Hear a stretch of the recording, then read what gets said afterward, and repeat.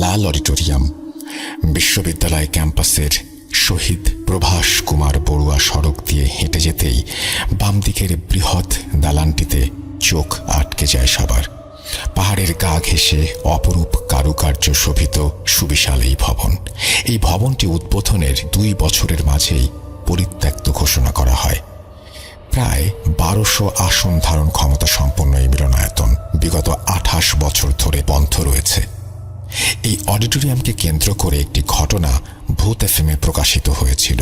শ্রোতা বন্ধুরা কি আন্দাজ করতে পেরেছেন আমি কোন বিশ্ববিদ্যালয়ের ঘটনা বলতে চাচ্ছি? জি হ্যাঁ, বলছি প্রাকৃতিক সৌন্দর্যের এক অনন্য লীলাভূমি এবং বাংলাদেশের সবচেয়ে বৃহৎ বিশ্ববিদ্যালয় চট্টগ্রাম বিশ্ববিদ্যালয়ের কথা। 2100 একরের বিশাল বিস্তৃত ক্যাম্পাস। এই ক্যাম্পাস যেন নানা রূপের সমাহার। পাহাড়, ঝর্ণা, লেক, সাপ, পাখি, হরিণ সহ জীব বৈচিত্র্য এই ক্যাম্পাসে এনে দিয়েছে ভিন্ন এক মাধুর্যতা। কিন্তু সৌন্দর্যের আড়ালে এক ভয়ঙ্কর রূপের শিকার কি কেউ হয়েছেন কখনো? কথায় আছে, যেখানে সুন্দর সেখানেই অসুন্দর। ভর্তি পরীক্ষা দিতে এসেছিলাম 2022 সালের অগাস্ট মাসে। পরীক্ষা দিতে এসেছিলাম বন্ধুদের সাথে, প্রায় 7 জনের দল। এক একজনের এক এক দিন পরীক্ষা, কাজেই আমাদের প্রায় 5-6 দিন ক্যাম্পাসে অবস্থান করতে হয়। একদিকে তারুণ্য, অন্যদিকে মনোমুগ্ধকর ক্যাম্পাসের পরিবেশ। নিজেদেরকে হলে আটকে রাখতে পারছিলাম না। 10 ঘন্টা জার্নি করে ক্লান্ত হয়ে সেদিনের মতো ঘুমিয়ে যাই। পরদিন আমার আর সামির এক্সাম ছিল। আমাদের সার্কেলে আমি আর সামি ছিলাম সবচেয়ে চঞ্চল। আমাদের আগেই পরীক্ষা শেষ, কাজেই 5 দিন সময় পাবো বিশ্ববিদ্যালয় ঘোরার জন্য। কোথায় কোথায় ঘুরবো আমরা নেট আর সিনিয়র ভাইদের কাছ থেকে তথ্য নিয়ে রাখলাম। আমরা মহা খুশি, কিন্তু এই খুশি আমাদের জন্য কালস্বরূপ হলো। ভর্তি পরীক্ষার সময় আমি ছিলাম মহাকবি আওয়াল হল। দুপুরে ডাইনিংয়ে খাওয়ার পর রেস্ট নিয়ে আমরা দুজন রেডি হয়ে বের হলাম। আমাদের উদ্দেশ্য টেলিটক পাহাড়। সিনিয়র ভাইদের থেকে ম্যাপের মাধ্যমে সকল তথ্য খুঁটিনাটি জেনে নিলাম। টেলিটক পাহাড়ে ওঠার জন্য আমরা এগিয়ে যেতে শুরু করলাম। শহীদ আব্দুর রব হল পার হয়েই পাহাড়ের গর্ভে ঢুকে পড়লাম। বঙ্গবন্ধু হল তখনও চালু হয়নি। ডান বাম আর পেছনে সারি সারি পাহাড়। প্রায় 3টা পাহাড় পার হয়ে তারপর আমরা আমাদের গন্তব্যে পৌঁছালাম। নেমে পড়লাম জঙ্গলের মধ্যে। একটা ছোট খালের মতো অংশ পাড়ি দিয়ে একটা উপত্যকার মতো জায়গায় আসলাম। চারিদিকে শুনশান নীরবতা। সামনে দেখা যাচ্ছে বড় বড় পাহাড়। ঝিঁঝি পোকার ডাকের শব্দ শোনা যাচ্ছে সন্ধ্যার আগেই। সামি খুব সাহসী, আমিও কম না। কোনো ভয় আমাদের স্পর্শ করতে পারে না। এদিকে সূর্য হেলে যাচ্ছে আর আমি সামি ক্লান্তি নিয়ে পাহাড়ে উঠছি। দূর থেকে দ্বিতীয় পাহাড় দেখা যাচ্ছে। পাহাড়ের মধ্যে সরু একটা মেলবন্ধন রাস্তা, একটার সাথে আরেকটা কত দূরে তবুও যুক্ত। কত সুন্দর এই সৃষ্টিকর্তার সৃষ্টি ভেবে কৃতজ্ঞতা প্রকাশ করলাম। চারপাশের সৌন্দর্য দেখে মুগ্ধ আমরা বারবার হারিয়ে ফেলছিলাম নিজেদের। এমন সময় ঘটল এক অনাকাঙ্ক্ষিত ঘটনা। বৃষ্টি। শুনেছিলাম ক্যাম্পাসে হুটহাট বৃষ্টি হয়, তাই বলে এমন পরিস্থিতিতে কি আর করার, এই পাহাড় বেয়ে নেমে আসা এখন বেশ কঠিন। আরেকটা ঝামেলা হচ্ছে আমাদের নামতেও হবে। এর জন্য আমাদের আরো 2টো পাহাড় ক্রস করতে হবে। গাছের ডাল ভেঙে হাতে নিলাম, নরম মাটিতে পিছলে যেন না পড়ে যায়। খানিক এগোতেই একটা দৃশ্য দেখলাম। খানিক অবাক হলাম। একটা বৃদ্ধ মানুষ দূরে বৃষ্টির মধ্যে খালি গায়ে নিজের 2 হাঁটুর মাঝে মাথা ঢুকিয়ে চুপচাপ পাহাড়ের এক কিনারায় বসে আছে। একবার ভাবলাম আমাদের মতো চলে যাই, কিন্তু সামির পীড়াপিড়িতেই ওই দিকে এগিয়ে গেলাম। অন্ধকারও হয়ে আসছে। লোকটার কাছে এগোতেই একটা কান্নার আওয়াজ ভেসে আসলো। আমরা নিশ্চিত আওয়াজটা ওনার না। আমরা যত এগিয়ে যাচ্ছি আওয়াজটা আমাদের কাছে স্পষ্ট হচ্ছিল। আমি ধপ করে সামির হাত ধরে ফেললাম। এই থাম, অন্ধকার হয়ে গেছে, চল যাই। ও বলল, দেখি না লোকটার কাছে গিয়ে কি হয়। দেখি না একটু গিয়ে। এমন সময় মাগরিবের আজান আধো আধো কানে আসলো। আমার পরিবেশটা খারাপ লাগা শুরু করলো। আমরা ওনার কাছে গিয়ে ডাক দিলাম। উনি দ্বিতীয়বারে মাথা না তুলেই বললেন, আমার চাষ করা বেগুনের ছুরি পাহাড় থেকে নিচে পড়ে গেছে। উনি বললেন, তোরা এই সময় এখানে কি করিস? আমরা চমকে উঠলাম। তুই করে কেন বলল? লোকটা এখনো মাথা তুলে আমাদের দেখেনি। বিষয়গুলো আমার কাছে কেমন যেন লাগা শুরু করলো। স্বামীকে বললাম, আয় তো। ওকে টানতে টানতে নিয়ে আসলাম। আসার পথে পেছনে তাকিয়ে দেখলাম লোকটা আমাদের দিকে তাকিয়ে একটু মুচকি হাসছে। বিশ্বাস করেন রাসেল ভাই, আমার আত্মাটা তখন কেঁপে উঠল। এত বিশ্রী হাসি আমি জীবনে দেখিনি। বৃষ্টি ততক্ষণে থেমে গেছে। কাঁপা কাঁপা অস্থির মন নিয়ে আমরা একটু সামনে আসতেই একটা দৃশ্য আমাদের পায়ের নিচ থেকে মাটি সরে যাবার মতো অবস্থা করে দিল। যে মানুষটাকে আমরা তখন দেখলাম, 5 মিনিটের পথ এসে দেখি অন্ধকারে একটা পেয়ারা বা এমন ধরনের কোনো গাছের ওপর ওই মানুষটি বসা, আমাদের দিকে তাকিয়ে মুচকি হাসছে। আমার মস্তিষ্ক বিকৃতির মতো অবস্থা। একটা পাহাড় সামনে, স্যান্ডেল ফেলে আমরা সোজা দৌড় দিলাম সেই দিকে। লোকটা আমাদের দিকে পেয়ারা ছুড়ে দিচ্ছে আর উদ্যমভাবে হাসছে। আমরা দৌড়াচ্ছি। আমাদের সামনে সরু একটা ঝাড়ের মধ্য দিয়ে আমরা দৌড়াচ্ছি। আমাদের পা চলছে না। স্বামী আমার সামনে, আমার চোখে পানি। স্বামীর হার্টের সমস্যা। আমাদের শরীরের বিভিন্ন জায়গায় কেটে গেছে, চামড়া ছিলে যাচ্ছে বিভিন্ন খড়ের মতো খসখসে গাছের পাতার আঘাতে। সামনেই টেলিটক পাহাড় আর টাওয়ার দেখা যাচ্ছে। আমরা দৌড়াতে দৌড়াতে ওখানে এসে পিছু তাকিয়ে দেখলাম, না, কিছু নেই। স্বস্তির নিঃশ্বাস। হঠাৎ পেছন থেকে স্বামীর মাথার পেছনের অংশে একটা পেয়ারা এসে ওর মাথায় সজোরে আঘাত করলো। ও আঘাতে বসে পড়ল। আশ্চর্যজনকভাবে সাথে সাথেই উল্টো দিক থেকে আর একটা আসলো আমার দিকে।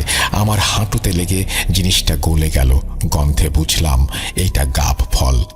স্বামী নাড়াচাড়া করতে পারছে না। আমি চিৎকার শুরু করে দিলাম, হেল্প হেল্প। রাস্তায় বাঁচাও বাঁচাও বলে চিৎকার করছি। ভাই বলেছিল পাহাড় থেকে একটা সিঁড়ি আছে, মূল রাস্তায় আসতে 5 মিনিটের কম সময় লাগবে। আমি দিশেহারা হয়ে ছুটছি, রাস্তা পার হচ্ছি না।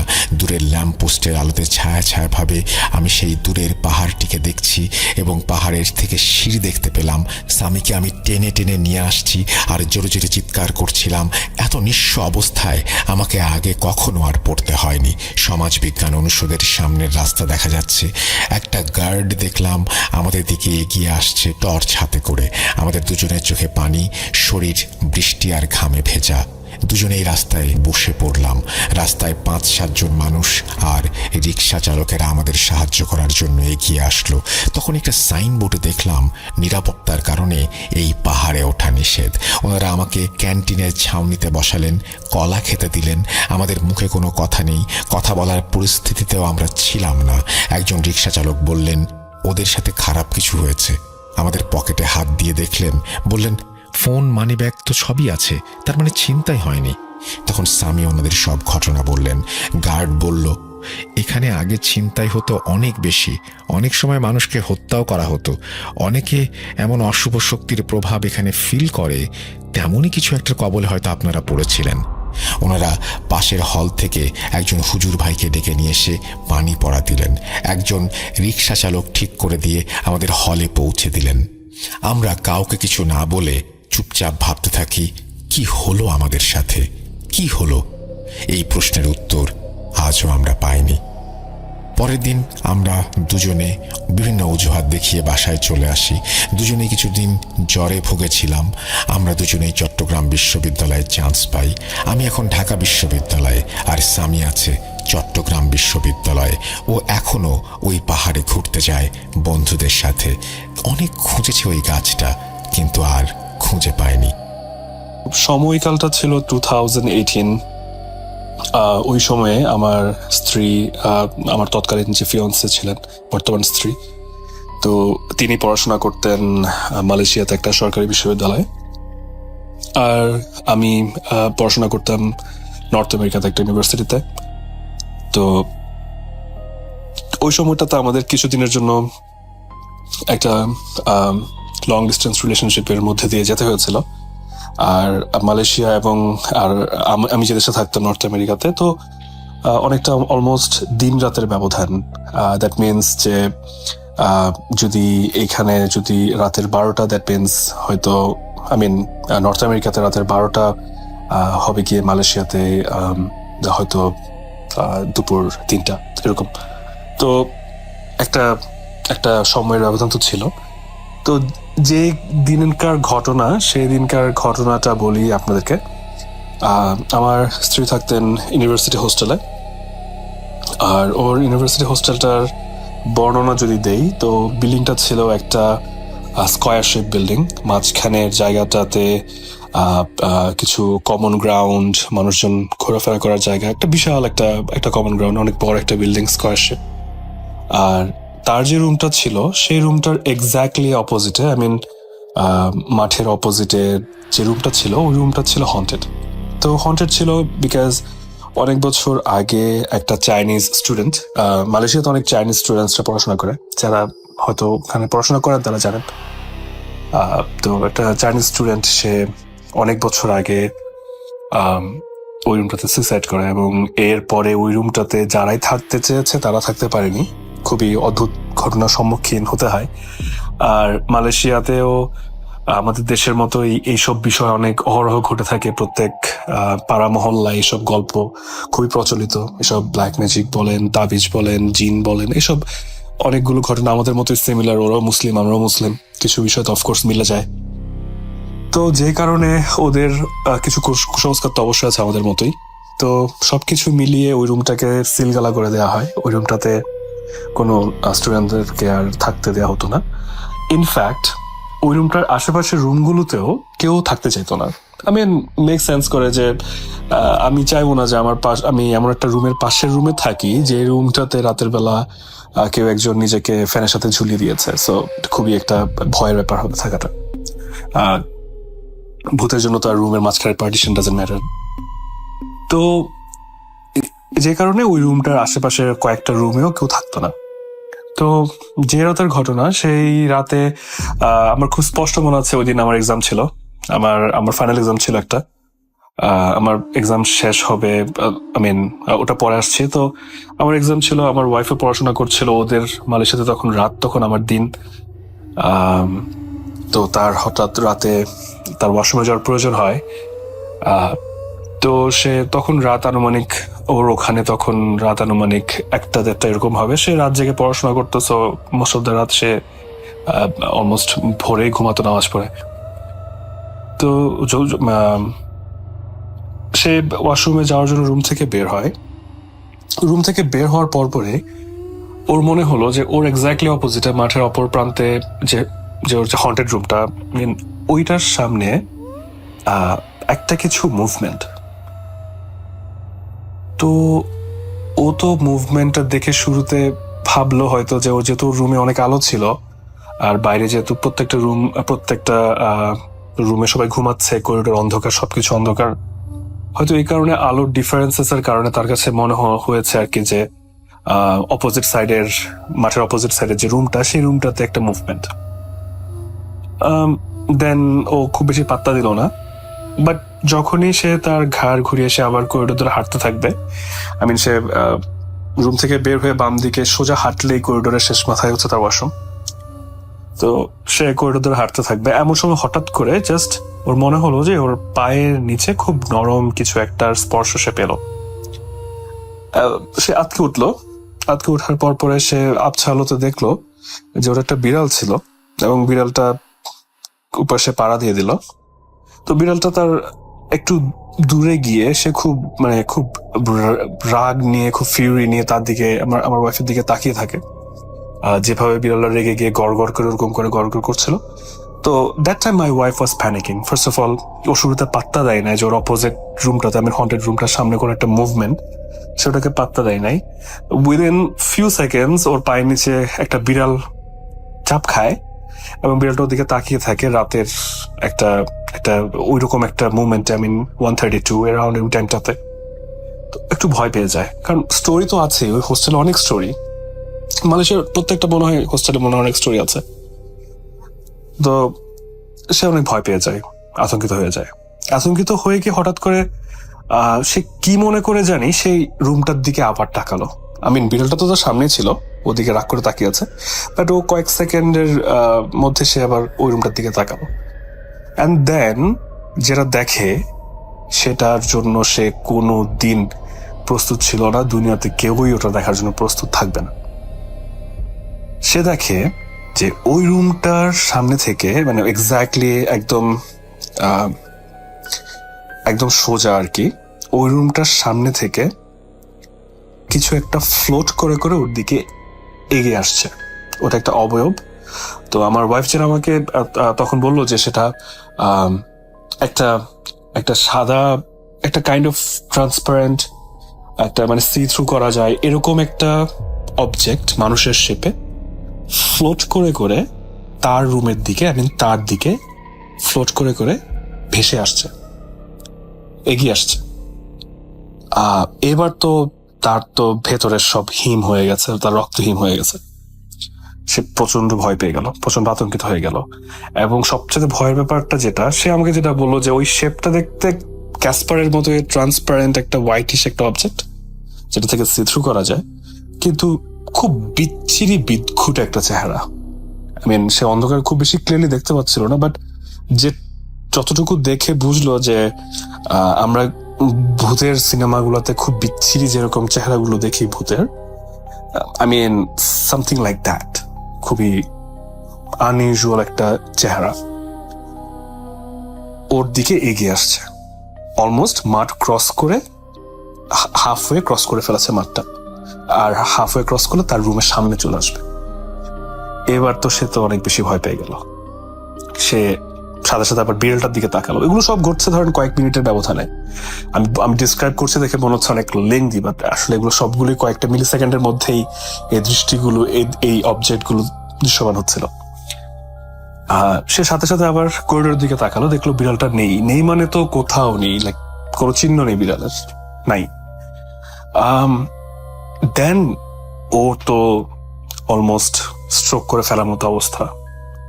ওর আর সাহস নাই, নড়ার শক্তি নাই, বাট সে সমস্ত শক্তি জোগাড় করে যে দোয়া কালাম ওর মনে আছে, ওর কিছু একটা পরে সে একটা একদম দৌড়ে সে তার রুমে ঢুকে গিয়ে দরজা লাগিয়ে দিল। দরজা লাগিয়ে দিয়ে তার রুমে তো আগে থেকে আলো জ্বলছিল, সে সাথে সাথে তার রিডিং ল্যাম্প গুলো জ্বালিয়ে দিল, তার রুমমেটের রিডিং ল্যাম্পটা জ্বালিয়ে দিল। তারা দুজন থাকতো রুমে। ওর রুমমেট ওই সময় চাইনিজ নিউ ইয়ারের জন্য তার গ্রামের বাড়িতে গেছিল, মেয়েটা মালয়েশিয়ান ছিল। তো ওর রুমমেটের রিডিং ল্যাম্পটাও জ্বালিয়ে দিল। মোটামুটি যত বেশি আলো ফকফকা করে রাখা যায় যাতে সে কম ভয় পায়। আর দেন ও হচ্ছে ওই হোস্টেলে ওর আশেপাশের যে বান্ধবীরা থাকে অন্যান্য রুমে, সে ওদেরকে কল করা ট্রাই করতে থাকলো। সে সবাইকে কল দিচ্ছে কিন্তু কেউ কল ধরছে না। আর এর মাঝখানে যেটা হলো যে within couple of minute or couple of seconds ওর রুমের দরজাটার মধ্যে খুব জোরে জোরে আঘাত করা হচ্ছে, খুব জোরে জোরে শব্দ করে বাড়ি দেওয়া হচ্ছে। আমরা যেরকম প্রচন্ড ফিউরি, প্রচন্ড এগ্রেশন নিয়ে যদি আমরা কোনোটা দরজায় লাথি দেই বা আঘাত করি বা ঘুষি দেই খোলার জন্য, কাইন্ড অফ ওরকম কনসিস্টেন্টলি কেউ দরজা ধাক্কা দিচ্ছে, বাড়ি দিচ্ছে, এরকম একটা শব্দ হচ্ছে। দরজাটা কাঁপছে পর্যন্ত। তো সে তো ভয়ে আতঙ্কে শেষ, একদম অবস্থা খারাপ। মিন টাইম ওর ফ্রেন্ডদেরকেও ফোন করছে, কেউ ফোন ধরছিল না। আর সে কি করবে বুঝতে না পেরে সে সাথে সাথে করে তার ফোন থেকে ইউটিউবে গিয়ে আয়াতুল কুরসি ছেড়ে দিয়ে খুব জোরে শব্দ করে ছেড়ে দিল। দেন সে যখন ছেড়ে দিল, ইনস্ট্যান্টলি ওর মাথায় যেটা আসলো সেটা হচ্ছে হয়তো যে যেহেতু এটা একটা স্ট্রং, আমাদের মুসলমানদের জন্য আয়াতুল কুরসি খুব একটা স্ট্রং একটা বিষয়, যেটা আমরা এরকম বিপদে পড়লে শুনি বা পড়ি যাদের মুখস্থ আছে। তো সে খুব জোরে শব্দ করে ছেড়ে দিল যেন ওই অপশক্তিটা যেন তার থেকে দূরে থাকে। সে যে টাইমটাতে সেটা ছেড়ে দিল, ইনস্ট্যান্টলি ওই দরজা ধাক্কানোটা বন্ধ হয়ে গেল। ইট ওয়াজ এ রিলিফ। আর সে তো তাও আতঙ্ক, ভয়ে, কান্নাকাটি, সে কি করবে সে কিছুই জানে না। Like she was feeling really really helpless ওই মোমেন্টে। তার রুমমেট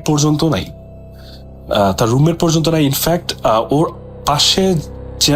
আশেপাশের যে কয়েকটা রুম, ওই রুমের মধ্যেও খুব বেশি মানুষজন না, হয়তো 2-1 জন আছে, বা কার আছে সে নিজেও জানে না। কারণ সবাই ওই যে চাইনিজ নিউ ইয়ারের জন্য ছুটিতে যাচ্ছে এরকম। তো এই যখন ওর ফোনে আয়াতুল কুরসি চলতেছে বা ওর রুমের মধ্যে নিজেকে আবদ্ধ করে রেখেছে, ভয় পাচ্ছে, কান্নাকাটি করছে, ওই মোমেন্টটাতে ও এতক্ষণ একটু আগে যাদেরকে ফোন করছিল তাদের মধ্যে থেকে ওর একটা বান্ধবী ওকে ফোন ব্যাক করে যে ওই হোস্টেলের একদম দূরের একটা ব্লকে থাকে, বা মনে হয় ওই হোস্টেল একদম দূরের কোনো ব্লক, এরকম কিছু একটা একটু ডিস্টেন্সে থাকে। তো ও ফোন ব্যাক করার পরে তখন আমার ওয়াইফ তাকে সবকিছু যতটা দ্রুত পারা যায় সব ভয়ে ভয়ে কান্নাকাটি করে করে মানে সবকিছু যত ফাস্ট ফাস্ট বলা যায় সব বলার পরে বললো যে মানে শি নিডস হেল্প, এবং ও বললো যে কাউকে নিয়ে এসে যেন ওকে যেন উদ্ধার করা হয়, কারণ সে রুম থেকে বেরোতে পারছে না। তো যে টাইমটাতে ওর বান্ধবী ফোন করে ওকে, ওই টাইমটাতে তো ওর সুরাটা তো বন্ধ হয়ে যায়। ওর ফোনের সুরাটা বন্ধ হয়ে যাওয়ার সাথে সাথে তার রুমের দরজাতে আবার আঘাত পড়তে শুরু করে। এবং এবার খুব ইন্টারেস্টিং একটা ব্যাপার, খুবই ইন্টারেস্টিং একটা ব্যাপার হচ্ছে এবার নতুন কিছু অ্যাড হয় ওই আঘাতের সাথে। এবার কেউ একজন খুব করুণ সুরে, একদম খুব একটা স্যাড একটা টোনে খুব করে করে কান্না করে করে তার নাম ধরে ডাকছে। মনে হচ্ছে কেউ খুব ব্যথায় কাতরে কাতরে তার নাম ধরে ডাকছে। সে তো আরো বেশি ভয় পেয়ে গেল। ইনস্ট্যান্টলি সে তার ফোন থেকে আবার সেই ইউটিউবে ঢুকে সুরাটা ছেড়ে দেওয়ার সাথে সাথে একটু আবার ওটা কমে গেল। No one was banging the door anymore. Mean time ওর যে রুমমেটরা ছিল ওরাও আসতেছে। এখন ওদের আসতে যে সময়টা লাগে, ওরা একটু দূরের ব্লকে ছিল দেখে, তো ওদের আসতে ধরেন গিভ অর টেক হয়তো 7-8 মিনিট লাগবে এরকম। ওদের আসার ওই মুমেন্টটার যে ডিফারেন্সটা, ওই মুমেন্টে আমারও এক্সাম শেষ হয়েছে। আমার এখানে তখন দিন ছিল, ওর ওখানে রাত ছিল। আমার এক্সাম শেষ হয়েছে, আমি এক্সাম শেষ হলো, আমি জানি ও তো বাসায় আছে, রুমে আছে। তো আমি ওকে ফোন দিলাম, ভিডিও কল দিলাম হোয়াটসঅ্যাপে। আমি দেখি ওর রুমের মধ্যে অনেক আলো। আমি বললাম যে কি ব্যাপার, সব এত রাতে সবকিছু এভাবে জ্বালিয়ে রাখছো কেন? তুমি কি ঘুমানোর প্ল্যান করছো নাকি কি তুমি ঘুমাবো না? তো সে বললো যে সে আমাকে খুব ব্রিফলি বললো যে এই সিচুয়েশন এসব হয়েছে ওর সাথে, যত দ্রুত পারা যায় সে আমাকে ব্রিফ করলো। ও আমাকে ব্রিফ করতে করতে যেটা হলো, হঠাৎ করে আমি ভিডিও কলে ছিলাম হোয়াটসঅ্যাপে। তো আমাদের যে ভিডিও কলের যে স্ক্রিনটা, এটা হঠাৎ করে নাইট ভিশনের মতো ব্ল্যাক এন্ড হোয়াইট হয়ে যায়। এমন না যে আমরা কেউ নাইট ভিশন অন করেছে, আই ডোন্ট নো আইফোনে কি হোয়াটসঅ্যাপে ভিডিও কলে কি নাইট ভিশন অন করা যায় কিনা, আই হ্যাভ নো আইডিয়া। আমি করি নাই ইন্টেনশনালি, ওর তো করার প্রশ্নই আসে না। কিন্তু অল অফ এ সাডেন আমাদের ভিডিও কলের স্ক্রিনটা ব্ল্যাক এন্ড হোয়াইট হয়ে যায়। আমি তাকে ব্ল্যাক এন্ড হোয়াইট দেখছি ফোনে, সে আমাকে ব্ল্যাক এন্ড হোয়াইট দেখছে ফোনে। ইনফ্যাক্ট আমি যখন এই কথাটা বলছি, I can easily recall the same situation. Every time I recall that, I get the same old goosebump. এটা একটা দৃশ্য ছিল আমার জন্য। দেন ও তো আরো বেশি ভয় পেয়ে যায়। ও চিৎকার করছে যে তুমি কেন সাদা কালো হয়ে গেলা, আমার ফোনে ঢুকে গেছে এটা এসব বলে সে চিৎকার করছে। আমি বললাম যে কাম ডাউন, কিছু একটা হয়েছে, হয়তো একটা গ্লিচ, হয়তো ফোনের সমস্যা, কোনো না কিছু একটা হয়েছে, তুই প্যানিক করার কিছু নাই, কাম ডাউন। আমি ওকে সব কথা বলছিলাম, because at the same time I was also terrified. আমি কেন টেরিফাইড ছিলাম? কারণ আমার এখানে দিনের বেলা সাদা কালো হওয়ার কোনো প্রশ্নই আসে না, নাইট ভিশন অন হওয়ার কোনো কারণই নেই, বা আমি নিজে ইন্টেনশনালি করে নেই, সেও করে নাই। আর তার চাইতে বড় কথা, আমি দেখতে পাচ্ছি তার চোখগুলো একদম টকটকে লাল অ্যাজ ইন চোখ ওঠার পরে খুব ভয়ঙ্কর রকম লাল হয়ে যায় না চোখগুলো, এরকম লাল। তার সবকিছু সাদা কালো, তার চুল, চেহারা, তার মুখ, তার সবকিছু সাদা কালো দেখাচ্ছে, শুধুমাত্র তার চোখগুলো লাল। আমি ভয়ে আমার তখন গায়ের সবগুলো লোম দাঁড়িয়ে যায়, কিন্তু আমি ওকে বুঝতে দিতে চাচ্ছিলাম না। আমি চাচ্ছি যে ও যেন একটু সাহস পায়। আমি বলছি যে দেখো, ওদের যে রেসিডেন্সিয়াল টিচার থাকে হোস্টেলে, ওদের প্রক্টর বা যে থাকে হোস্টেলে, একটা টিচার থাকে, রেসিডেন্সিয়াল টিচার, মেয়েদের দেখাশোনা করার জন্য। তো আমি বললাম যে দেখো, তোমাদের সুপারভাইজার আসছে, হোস্টেল সুপারভাইজার আসছে, একটু ওয়েট করো, আমি ফোনে আছি, টেনশনের কিছু নাই, ভয়ের কিছু নাই, আমি হিয়ার। আমি ওকে সব কথা বলছি, সে কান্না করছে। I was feeling that was not her. I mean, আমি জানি না স্ক্রিন আমি কাকে দেখছিলাম। I don't think it was her. এবং I don't think she was also looking at the same me. কারণ সে বলছে তোমার চোখগুলো এখানে ভয়ঙ্কর লাল দেখাচ্ছে। দ্যাট মিনস ও আমাকে, আমি ওকে যেভাবে দেখছি ও আমাকে সেম টু সেম দেখছে। আমার চোখ লাল, বাকি সবকিছু সাদা কালো। আমার তো প্যানিক হচ্ছিল দিনের বেলা। আমার আশেপাশে আমার ক্লাসমেটস, আমার সবাই, এত লোকজন আশেপাশে, একটু দূরে যারা মানে একটু আশেপাশে আমার সারাউন্ডিংসে, ওর কথা চিন্তা করে I thought, I mean, I feel so bad for her, poor thing. Then or almost senseless হয়ে যাওয়ার মতো অবস্থা বা এরকম, ও ফোনের দিকে তাকাতে পারছে না, আবার ফোন কাটতেও পারছে না, বিকজ আমি ফোন আছে, একটা সাহসের ব্যাপার। আলহামদুলিল্লাহ ওর এসবের মাঝখানে, ওই সময়টার মধ্যে ওর বান্ধবীটা, হোস্টেল সুপারভাইজার প্লাস যে যারা মেড থাকে হোস্টেলে, ওদেরকে নিয়ে আরো দু একজনকে নিয়ে ওর রুমে আসে। রুমে এসে দরজা নক করে ওকে ডাকতে থাকে। তো ফার্স্টে ভয় পাচ্ছিল, মনে হচ্ছিল সেম জিনিসটা আবার হয়তো নক করছে, আবার হয়তো ডিস্টার্ব করছে এরকম। তো পরে যখন ওরা আবার ফোনও দিচ্ছে, দেন ও রিয়েলাইজ করলো যাচ্ছে ঠিক আছে, না ওরা আসছে, আমাকে বললো যে ওরা আসছে। বললাম যে okay fine, you are in safe hands now, ভয়ের কিছু নেই। দেন ওরা ওকে স্কোর করে নিয়ে গেল। স্কোর করে নিয়ে যাওয়ার পরে ওকে বলা হলো যে তুমি ফর টু নাইট তুমি তোমার ফ্রেন্ডের সাথে থাকো, তোমার বান্ধবীর সাথে থাকো। আর ওর বান্ধবীর যে রুমটা, ওই রুমটা ছিল ধরেন 5-6 জন মেয়ে থাকে এরকম, একটু বড় রুম, এই বাঙ্ক বেডগুলা দেয়া। তো ওরকম রুম। ও ভাবলো যাচ্ছে ঠিক আছে, ওগুলো তো কি বলে ওখানে, রুমগুলো তো অনেকগুলো মানুষ থাকে, বাঙ্ক বেড, তো অ্যাটলিস্ট লোকজন থাকলে হয়তো এই জিনিসগুলো আমাকে কোনো ডিস্টার্ব করবে না। দেন সে বান্ধবীর সাথে গেল। তো বান্ধবীর সাথে গেল, ভয় পাচ্ছিল, কান্নাকাটি করছিল, এইসব সিচুয়েশন মাঝখানে আমার সাথে কথা বললো, ও প্যারেন্টসদেরকে বললো, ওরাও ভয় পাচ্ছে। দেন এসব করতে করতে ওর ওখানে তখন রাতের 3:30-4টা বেজে যায়, 3:30টার মতো বেজে যায়। তারপরে সে ঘুমাতে চলে গেল। আমি আমার ক্লাসে ব্যাক করলাম, আমার যে কাজ ছিল কাজে ব্যাক করলাম। মনে না ক্লাস ছিল আমার, আমি আমার রেগুলার রুটিনে ব্যাক করলাম। তো ব্যাক করার পরে আচ্ছা ঠিক আছে, ও শুয়ে পড়লো। ওই ঘটনাগুলো এইখানেই শেষ হয়ে গেলেও মানে বিষয়গুলো সমাধান হয়ে যেত, বা সেগুলো সলভ হয়ে যেত। কিন্তু যেটা হলো সেটা হচ্ছে যে সে, তার চোখ লেগে আসে, সে ঘুমিয়ে পড়ে। হঠাৎ করে তার মনে হলো যে ওই রুমটাতে অনেকগুলো কুয়াশা, অনেক কুয়াশা। এখন সে কি তখন ঘুমিয়ে গিয়েছিল অলরেডি, মানে ঘুমের মধ্যে স্বপ্নের মধ্যে দেখছিল, নাকি সে কি আসলে জেগে থেকে দেখছিল, সে সেটা রিকল করতে পারে না, সে এখনো সেটা রিকল করতে পারে না। তো তার মনে হলো যে অনেকগুলো কুয়াশা, একটা ভ্যাপসা গন্ধ রুমের মধ্যে। সে একটু মাথা ঘুরিয়ে দেখে যে আশেপাশে তার রুমে কেউ নাই বলতে সে যে রুমে শুয়েছে, তার বান্ধবীর রুমে, ওই রুমটাও ওর কাছে ফ্যামিলিয়ার মনে হচ্ছে না।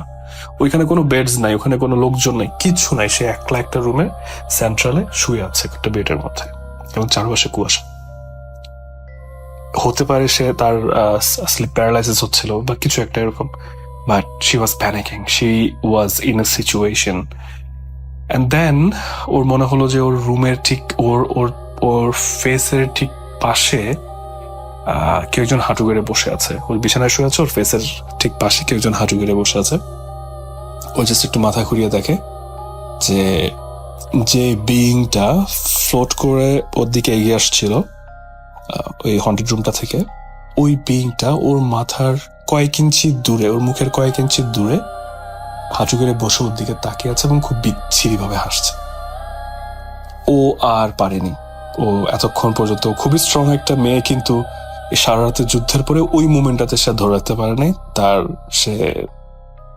সে আনকনসাস হয়ে যায়, জ্ঞান হারিয়ে ফেলে। এখন সে জ্ঞান হারিয়ে ফেলে। সকালবেলা ওর বান্ধবীরা সবাই ক্লাসে যাওয়ার জন্য বা রেগুলার রুটিন লাইফে ব্যাক করার জন্য সবাই রেডি হচ্ছে, কিন্তু দেখে যে ও ঘুম থেকে উঠছে না, সে নড়াচড়াও করছে না, এবং তার চোখ বন্ধ, কিন্তু হালকা করে তার, অনেক সময় হয় না যে চোখ পুরোপুরি বন্ধ হয় না, কিন্তু হালকা আধা খোলা রেখে আমরা ঘুমাই, বা এরকম কিছু কিছু মানুষের ক্ষেত্রে ঘটে। এরকম করে হালকা খোলা রাখছে, ওর মুখটা হা হয়ে আছে। মানে ওর বান্ধবীর কাছে মনে হয়েছে যে ওটা মানে ওটা একটা ন্যাচারাল ওয়ে অফ স্লিপিং না। দেন সে ওকে ডাকতে আসে যে মানে ক্লাস আছে কিনা বা চেক করার জন্য, যে আমরা চলে যাচ্ছি বা কিছু একটা ইনফর্ম করার জন্য ওকে ডাকতে আসে যে উঠো। কিন্তু আমার ওয়াইফ তখন উঠে না, সে উঠে না। তাকে ধাক্কানো হয়, তাকে তুলে বসিয়ে দেওয়া হয়, সে তাও তার ঘুম ভাঙছেই না লিটারালি। তো এই সিচুয়েশনে এরা তো আরো ভয় পেয়ে যায়, মেয়েদের ভয় আতঙ্কের সাথে তো কান্নাকাটি শুরু হয়ে যায়। একটা খুবই একটা সিচুয়েশন হয়ে গেল ওই ব্লকটা তো ওই মুহূর্তে। তো সাথে সাথে আবার হোস্টেল সুপারভাইজারকে জানানো হলো। তো দিনের বেলা যে হোস্টেল সুপারভাইজার থাকেন তিনি অনেক ধার্মিক একজন মানুষ, সবসময় মালয়েশিয়ানরা নর্মালি এমনি ধার্মিক হয় আমাদের দেশের মানুষের মতোই। তো উনি এসে তো ওর কানে কানে অনেকগুলো দোয়া সূরা পড়তে থাকলেন। পড়তে একটা সময়ে আমার ওয়াইফের জ্ঞান ফিরে আসে, এবং জ্ঞান ফিরে আসার পরে সে পরে আমাকে যেটা বললো যে ও শুধু একটা লাইন ওর মনে হয়েছে যে সে তার ঘুমের মধ্যে কেউ তাকে বললো যে আউযুবিল্লাহি মিনাশ শাইতানির রাজিম, এবং এটা শোনার পরে সে ঘুম থেকে উঠেছে। কিন্তু ওই হোস্টেল সুপারভাইজার নাকি অনেকক্ষণ ধরে 20-30 মিনিট ধরে নাকি সব দোয়া পড়েই যাচ্ছে। ওকে এবার ধাক্কা দিচ্ছে, মাথায় হাত বোলাচ্ছে, তুলে দিচ্ছে, কিন্তু সে উঠছে না, এই অবস্থা। তো বাট ও পরে যেটা বললো যে ওই একটা লাইন তার মাথার মধ্যে ঘুরছিল, দেন ওর মনে হলো যে সে উঠে যেতে হবে, দেন সে উঠে গেল। তো এই ঘটনার এতটাই ট্রমা তাকে দিয়েছিল যে সে অনেকদিন পর্যন্ত প্রত্যেকটা ঘটনা আমি যেভাবে গুছিয়ে বললাম সেভাবে গুছিয়ে মনে পর্যন্ত করতে পারছিল না। অনেকদিন সময় লেগেছে তাকে ওখান থেকে রিকভার করতে, ওই মেন্টাল স্টেট থেকে রিকভার করতে। তার ওই দিনই তার বাবা আসেন, এসে তাকে বাংলাদেশে নিয়ে যান।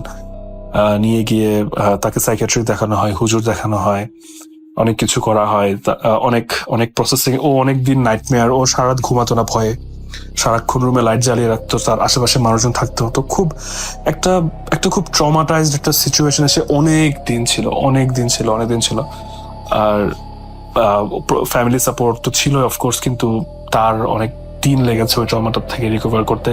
অনেক কাউন্সেলিং এর প্রয়োজন হয়েছে, আমাদের রিলিজিয়াস টিচারদের কাছে অনেকবার যাওয়া আসা করতে হয়েছে, আমাদেরকে সাইকিয়াট্রিকদের কাছে যাওয়া আসা করতে হয়েছে, কম্বিনেশন করতে হয়েছে সবকিছু। আলহামদুলিল্লাহ একটা সময় সে রিকভার করে, এবং আলহামদুলিল্লাহ এখন সে অনেক ভালো আছে। আলহামদুলিল্লাহ এরপর থেকে আর ও কোনো ধরনের সিচুয়েশনই ফেস করে নাই, কোনো কিছুই ফেস করে নাই। কিন্তু যতবারই ও ওই মুভমেন্টগুলো, এখন আমরা যখন গল্প করে মুভমেন্টগুলো মাঝে মাঝে বন্ধুদেরকে ডিনার টেবিলে শেয়ার করি বা ফ্যামিলি মেম্বারদের সাথে শেয়ার করি, কথাগুলো বলি, আমাদের এখনো মানে আমি তো ওরটা জানি না, ওরটাও বলতে পারবে, কিন্তু আমার ওই দৃশ্যের মধ্যে আমার স্মৃতিগুলো আটকে আছে। যে আমি একটা স্ক্রিনের দিকে তাকিয়ে আছি, ভিডিও কল, এবং আমি দেখতে পাচ্ছি সাদা কালো একটা ইমেজ আমার ওয়াইফের, এবং তার চোখগুলো প্রচন্ড লাল। আমার ঘটনাটি আমি কলেজে পড়া অবস্থায় আমার সাথে ঘটে। আমি নিয়মিত বাকি 8-10টা সাধারণ মেয়েদের মতোই কলেজে যেতাম। বাকি সব মেয়েদের মতোই আমার জীবনটা ছিল সুন্দর, স্বাভাবিক, আর চোখে ছিল ভবিষ্যৎ নিয়ে একরাশ স্বপ্ন। আমার কলেজ আমার বাসা থেকে কিছুটা কাছেই ছিল বিধায় আমি পায়ে হেঁটে কলেজে যেতাম। আমার মহল্লায় আমার কয়েকজন বান্ধবী ছিল যারা আমার সঙ্গেই কলেজে যেত এবং ফিরে আসতো। প্রতিদিনের মতোই একদিন আমরা কলেজ থেকে ক্লাস শেষ করে বাসায় ফিরছি। কলেজ থেকে আসার সময় একটি 3 রাস্তার মোড় পড়তো। সেখানে আমি দূর থেকে একটা ছাগলকে শুয়ে থাকতে দেখি। তার দিকে নজর পড়তেই আমি খেয়াল করলাম তার মধ্যে কোনো নড়াচড়া নেই। দেখে মনে হচ্ছে সে মৃত, কিন্তু আমি ভাবলাম মানুষ কেন রাস্তার ওপর এভাবে মৃত পশুদের ফেলে রাখবে। যদিও আমি নিশ্চিত ছিলাম না ছাগলটি আসলেই মৃত নাকি তার শ্বাস প্রশ্বাস চলছে। আমি নিশ্চিত হওয়ার জন্য ছাগলটির কাছে গেলাম। তার মাথায় হাত দিয়ে আমি কিঞ্চিত নাড়াচাড়া করলাম। তার শরীর নিথরভাবেই পড়ে রইল। আমি তাকে বেশ জোরে একটা ধাক্কা দিলাম। আসলে আমার বরাবরই পশু পাখির জন্য মনে অনেক মায়া কাজ করে। আমার এক বান্ধবী আমাকে এই কাজে বাধা দিল এবং বলল, এখান থেকে চল, কার না কার ছাগল কিভাবে মরে গেছে আমরা জানি না, কোনো জটিল রোগে মরে গিয়ে থাকতে পারে, এর থেকে আমাদেরও রোগ হতে পারে। রাস্তায় পড়ে থাকা মৃত পশু এভাবে হাত দিয়ে ধরা ঠিক না, আমি আমার বান্ধবীর কথা উপেক্ষা করে আরও কিছুটা সময় ছাগলটিকে পরীক্ষা করলাম। আসলে যতক্ষণ পর্যন্ত কারো সাথে কিছু না হবে ততক্ষণ কেউ কারো কথা গ্রাহ্য করে না। আমার ক্ষেত্রেও এর ব্যতিক্রম হলো না। আমি নিশ্চিত হওয়ার পর ছাগলটাকে সাইডে ফেলে দিয়ে বাড়ি চলে এলাম। সেদিন রাত 12টা-1টা হবে। সারাদিনের ধকল ছেড়ে ফেলবার জন্য আমি বেশ প্রশান্তিতে ঘুমাচ্ছিলাম। হঠাৎ করেই মনে হলো আমাদের বাসার গলি থেকে অনেকগুলো ছাগলের আওয়াজ আসছে। মনে হচ্ছে যেন অনেকগুলো ছাগল একসাথে ডাকছে। আমি অবাক হয়ে ভাবলাম, আমাদের গলিতে হুট করে এত ছাগল আসবে কোত্থেকে? পরে চিন্তা করলাম হয়তো আশেপাশের বাড়ির কোনো ছাগল তারা কিনে নিয়ে এসেছে, তারাই আওয়াজ করছে। 7-5 না ভেবে আমি আবার ঘুমিয়ে পড়লাম। কিন্তু সারা রাত আমার ঘুম হলো না।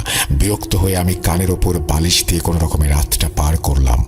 সকালে যখন ঘুম ভাঙল তখন আমার শরীর কেন জানি না একটা অস্বস্তিতে ভরে গেছে। আমার গা বেশ গরম ছিল এবং মনে হচ্ছিল আমার জ্বর এসেছে। আমি সেদিন আর কলেজে গেলাম না। আম্মু আমাকে আরাম করতে বললেন। আমি এখানে কিছু তথ্য দিতে চাই যা হয়তো আমার ঘটনার শুরুতে দেওয়া উচিত ছিল। আমার পরিবার বলতে আমার মা আর আমি। বাবার সাথে মায়ের ডিভোর্স হয়ে গেছে এই ঘটনার প্রায় 2 বছর আগে। আমার বাবা দ্বিতীয় বিয়ে করেন এবং তিনি তার দ্বিতীয় স্ত্রীর সাথে অন্য শহরে থাকেন। যাই হোক, দুপুরে খাবার খেয়ে আমি টিভি রুমে বসে টিভি দেখতে লাগলাম। হঠাৎ করেই আবার আমি সেই ছাগলের আওয়াজ শুনতে পেলাম। বাড়িতে তখন আমি একা। আমার মা একজন কলেজ শিক্ষিকা, তিনি আমার জন্য খাবার রান্না করেই কলেজে চলে গিয়েছেন। কাউকে এই আওয়াজের ব্যাপারে জিজ্ঞাসা করব তার কোনো উপায় নেই। আমি কান পেতে শুনতে চেষ্টা করলাম এই শব্দ কোথা থেকে আসছে। শব্দগুলো অনুসরণ করে কিছু দূর যাবার পর আমার মনে হলো এই শব্দ আমাদের বাড়ির পেছন দিক থেকে আসছে। আমি পেছনের গলিতে গিয়ে শব্দটা কোথা থেকে আসছে তা বোঝার চেষ্টা করলাম, কিন্তু অবাক করা ব্যাপার হচ্ছে আমার কানে এই শব্দটা আসছিল না।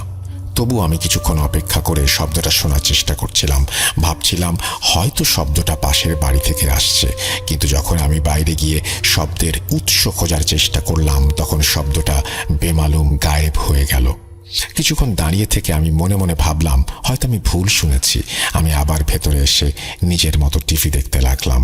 হঠাৎ আমার খেয়াল হলো রান্নাঘরে কেউ একজন আছে, কারণ রান্নাঘর থেকে থালা বাসনের ঠন ঠন আওয়াজ আসছিল। আমি বেশ চিন্তায় পড়ে গেলাম।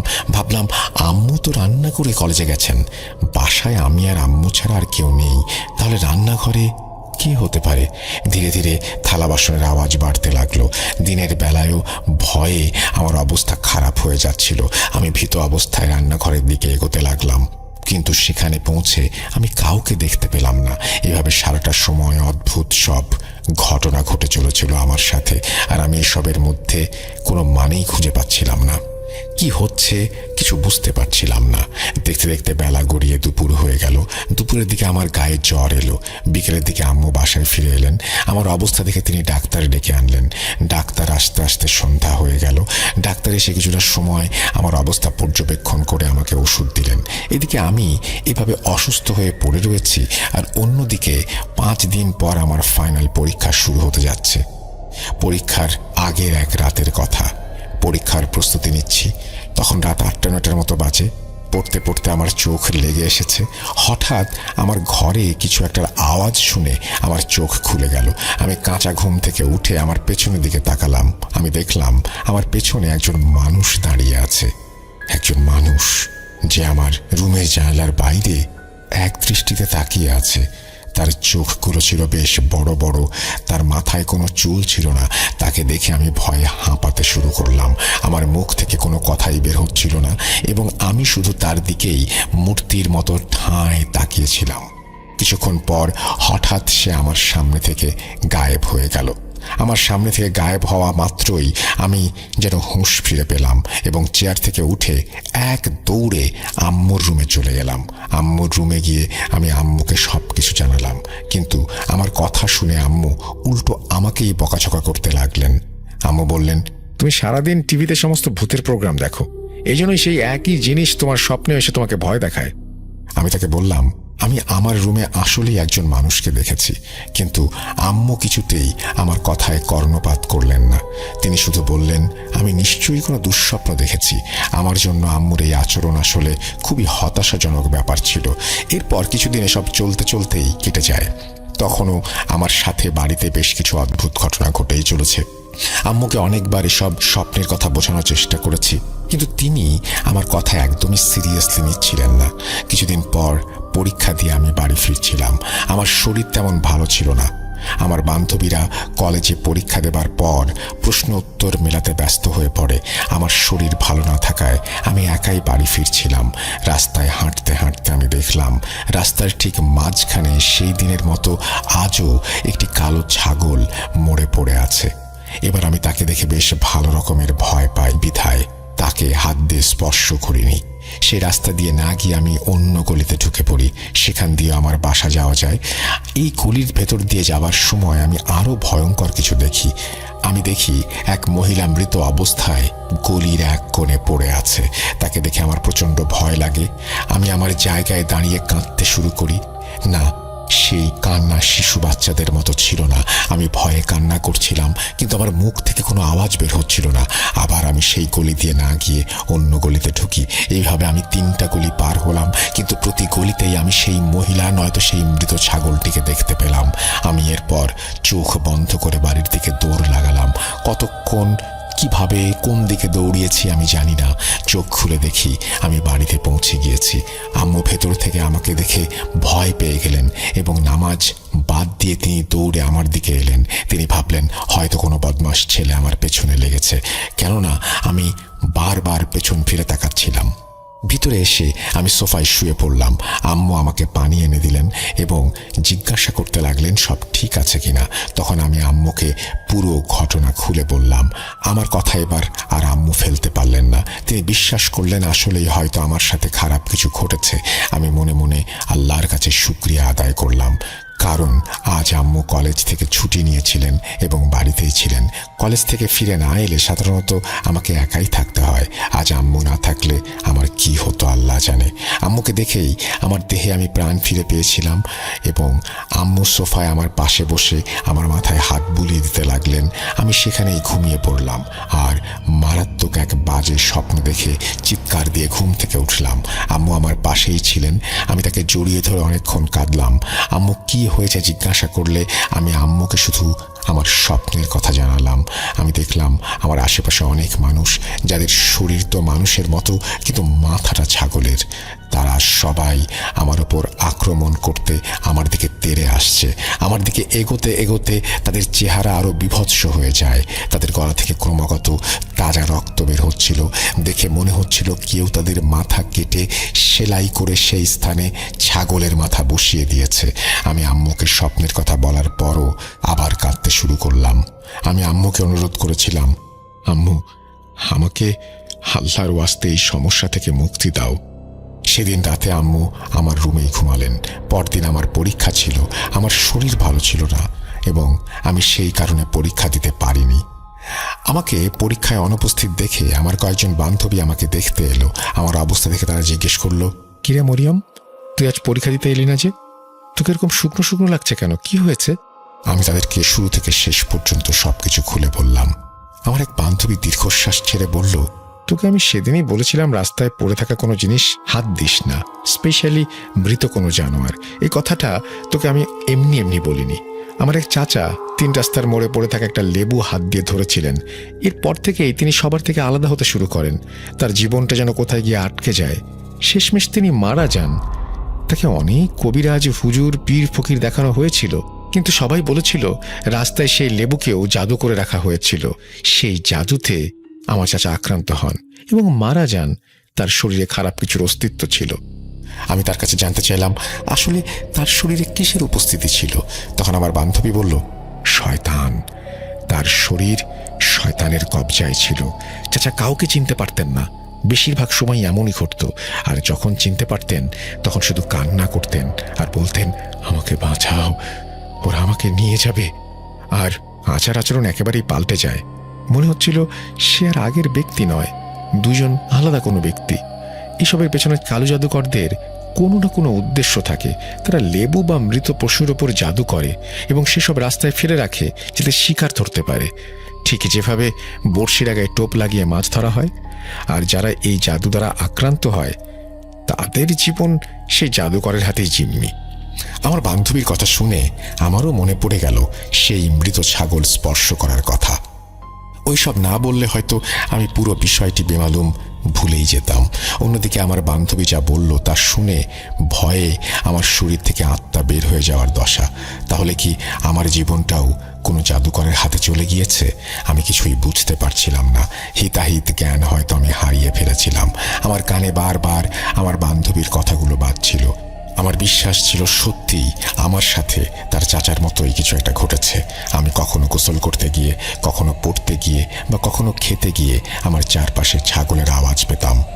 আর এসব কারণে আমার পড়ালেখাও প্রচণ্ডভাবে ক্ষতিগ্রস্ত হচ্ছিল। পরীক্ষাগুলো খারাপ হচ্ছিল, কারণ আমার পড়ার প্রতি কোনো মনোযোগই ছিল না। প্রতিটি সময় মনে হচ্ছিল কেউ হয়তো আমার উপরে নজর রাখছে। আমার জীবন অন্যের হাতে বন্দি। আমি ভয় পাচ্ছিলাম, প্রচণ্ড ভয়। একদিন দুপুরে আমি খাবার খাচ্ছিলাম, আম্মু কলেজে ছিলেন। হঠাৎ মনে হলো যেন বাড়ির পাশ থেকে অনেকগুলো ছাগলের আওয়াজ আসছে। আমি মনোযোগ দিয়ে সেই আওয়াজ শুনছিলাম।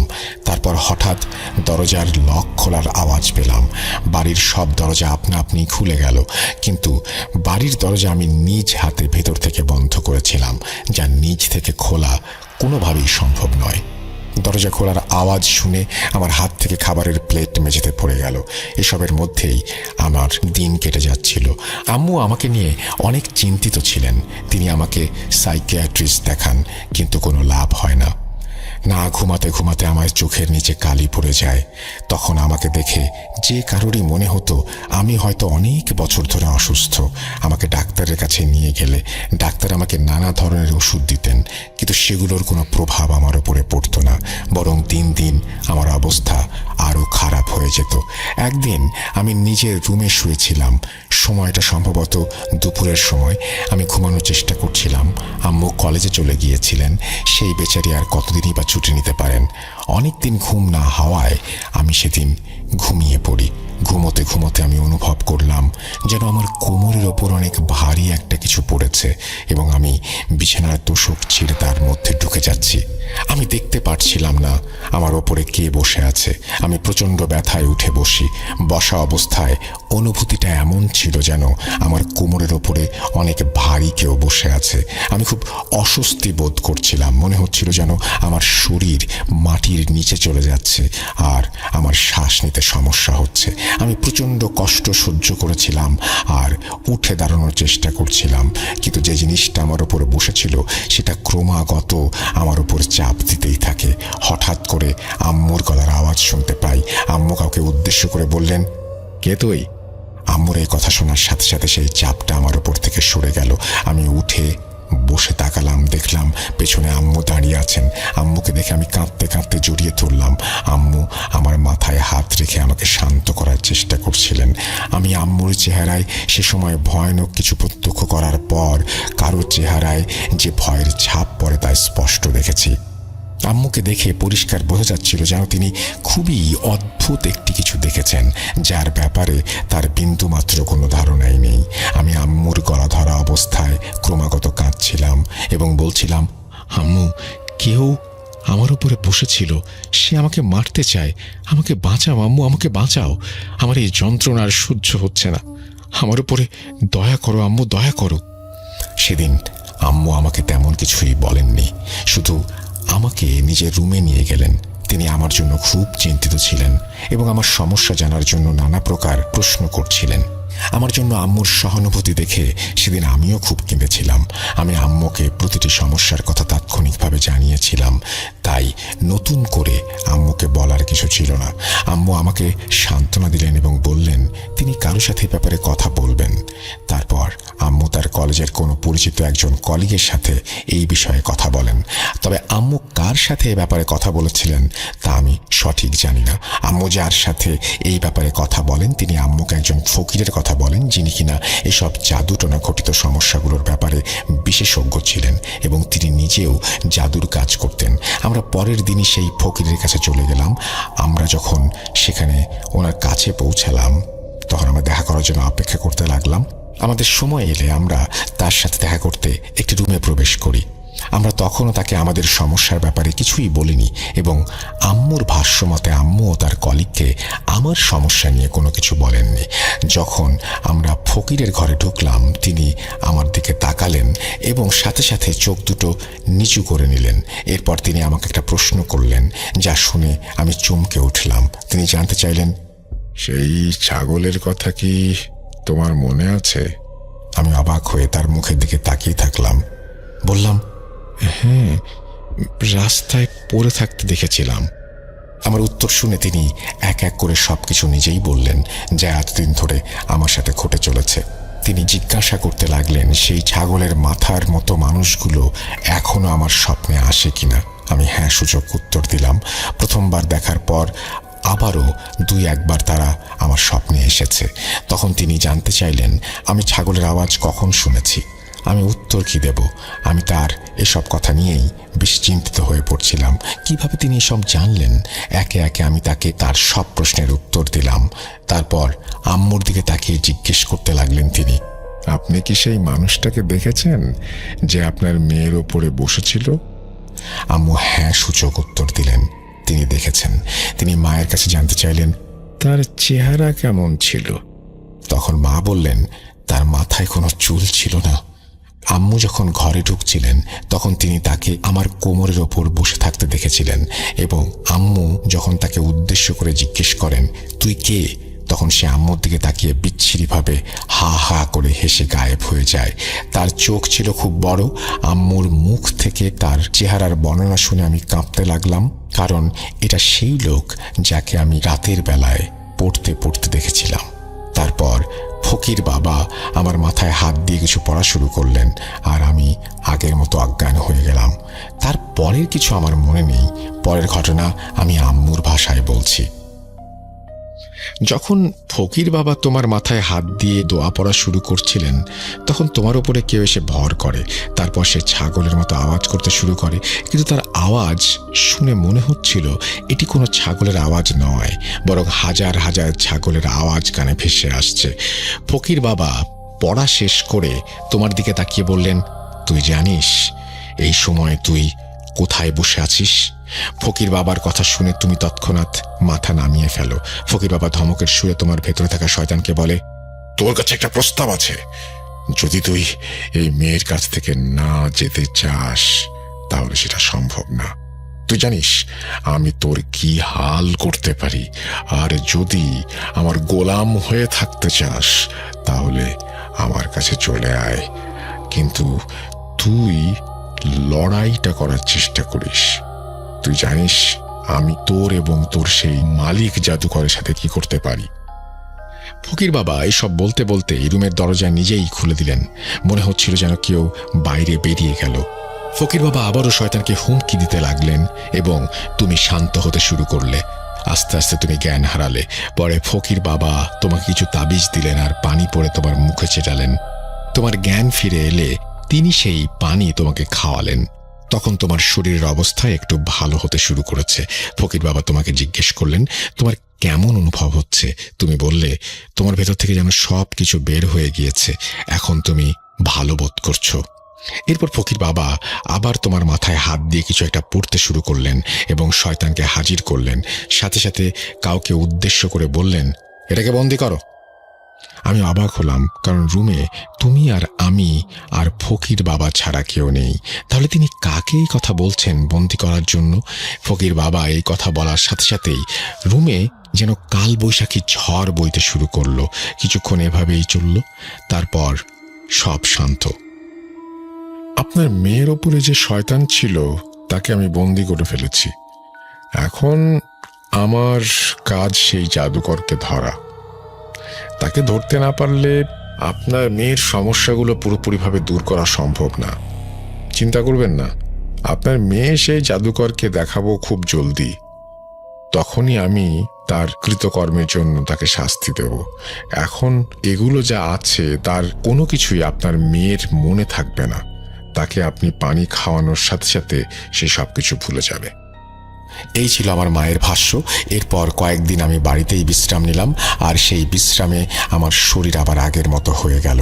সব সমস্যা যেন কেটে যেতে শুরু করলো, কিন্তু আমি তখনও স্বপ্নে সেই ছাগলমুখী মানুষগুলোকে দেখতাম। এভাবেই কয়েকদিন কাটলো। একদিন আমি কলেজ থেকে ফেরার পথে এক ব্যক্তিকে দেখলাম। সে 3 রাস্তার মোড়ে একটি ছাগলের মৃতদেহ এনে সেখানে ফেলে রেখেছে। সাথে সাথে আমার ফকির বাবার কথা মনে পড়ল। আমি নিশ্চিত ছিলাম এটাই সেই জাদুকর যার জন্য আমার জীবন কিছুদিন আগেও নরকে পরিণত হয়েছিল। আমি ভয়ে জমে গিয়েছিলাম। হঠাৎ কাঁধে কারো হাতের স্পর্শ অনুভব করলাম। এক পরিচিত ব্যক্তি আমার কাঁধে হাত রেখে দাঁড়িয়ে আছেন। তার মুখে হাসি, তার চেহারা ছিল অসম্ভব রকমের সুন্দর। সে আমার দিকে হাসি দিয়ে বলল, বাড়ি চলে যান, এখানে থাকবেন না। আজ থেকে আপনার সব সমস্যার সমাধান হয়ে যাবে ইনশাল্লাহ। তিনি এই কথা বলার পর আমি আর পেছন ফিরে তাকাইনি, বাড়িতে সরাসরি চলে আসি। এরপর থেকে আমি এ ধরনের আর কোনো স্বপ্ন দেখিনি, এবং আমার সাথে এরপর থেকে এই ধরনের কোনো সমস্যা আর ঘটেনি। এখন আল্লাহর রহমতে অনেক ভালো আছি। আমার জন্য সবাই দোয়া করবেন। আল্লাহ হাফিজ। ক্লাস 8 বা 9 পর অবস্থায় ওনার বাবা মারা যায়। তো আমার যে সাকিব ভাইয়ের যে মা, উনি মানে পরিবারের যে খরচ বা ওনাদের যে পড়ালেখার খরচ সবগুলাই বহন করতো। তো এমন অবস্থায় অনেকটাই হিমশিম খেয়ে যাচ্ছিল সাকিব ভাইয়ের মা। তো সাকিব ভাইয়ের 2 খালাতো ভাই ছিল, দুবাই থাকতো।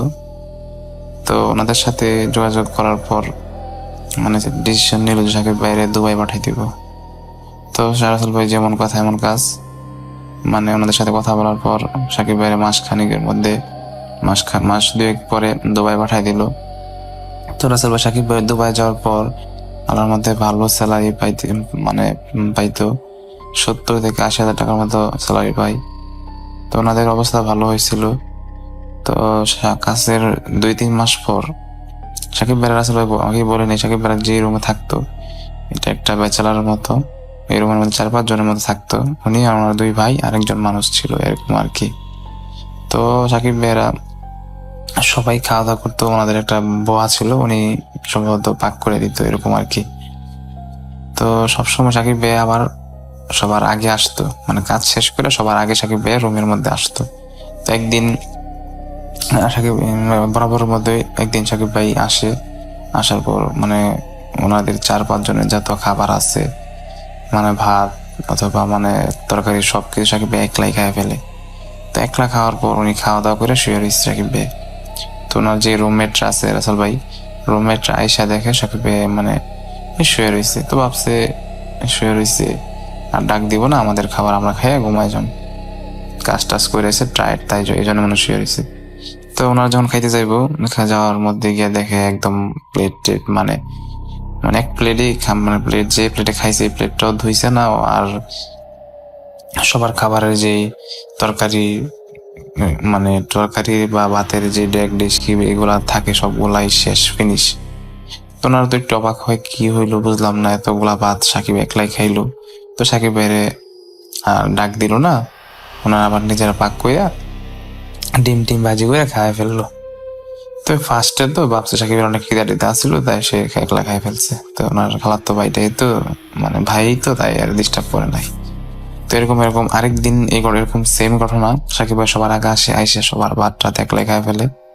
তো 2য় দিন তো সাকিব রাসেল ভাই একটু জিনিসটা ডাউট লাগছে আমাদের কাছে যে সাকিবের কি হইলো বুঝলাম না, ওই দিন এরকম করলো।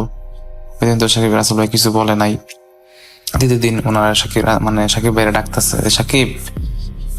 তো সাকিব 2-3 বার ডাকার পর উঠছে, ওঠার পর বলতেছে, তুই এতগুলা ভাত একলা কিভাবে খাইলি, আমরা যে খামো তোর কোনো খেয়াল না, এরকম জিজ্ঞেস করতেছে।